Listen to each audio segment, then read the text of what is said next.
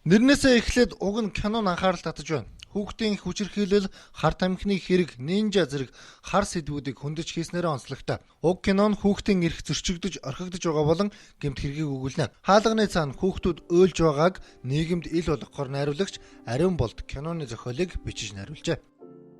Манай киноны маань онцлог гэхээр нийгэмд үлдээд байгаа тийм ээ хүнд одоо хүүхдийн хүчирхийлэл болон гэр бүл сал тийм ээ тэгээд тэрний талаар бас хүмүүс өөрсдөө гэсэн бас нэг дуу хоолой болгож зорж энэ бүтээлийг хийсэн. Тэгээд энэ бүтээл маань бас үзэгчдэд бас өөрсдөө үзэгчд маань үзээд бас өөрөө бас энэ бүтээл энийг хийх гэсэн юм байна, энийг ойлгуулах гэсэн юм байна гэсэн санааг үзэгчд маань өөрсдөө бас одоо үзээд мэдэх байх гэж бодож байна л да. Манай киноны маань гол дүр тоглосны охин маань бол бүтэн ч охин байгаа. Яг асрамжийн газрын.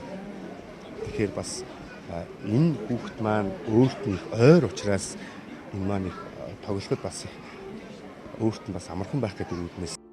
Киноны гол дүрд инх чимэг цаваа нар тоглосон бяцхан охтууд нь тунч чадварлаг тоглож ирээдүйд од болон гялалзах болно гэж үнэлүүлсэн. Харин жүжигчин Батзаягийн хувьд цагдаагийн дүр тоглосон байгаа. Энэ дүр нь өөрийнх нь хүслэнт дүр байсан гэдгийг нугаагүй лээ.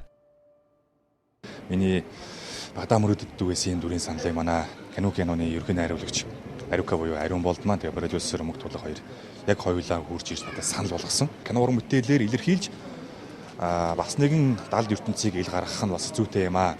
Тэгээд энд бас өөрийнхөө хувь нэмрийг тодорхой хэмжээгээр оруулъя гэдэг үндсэн дээрээс бол илгүү кино тоглосон.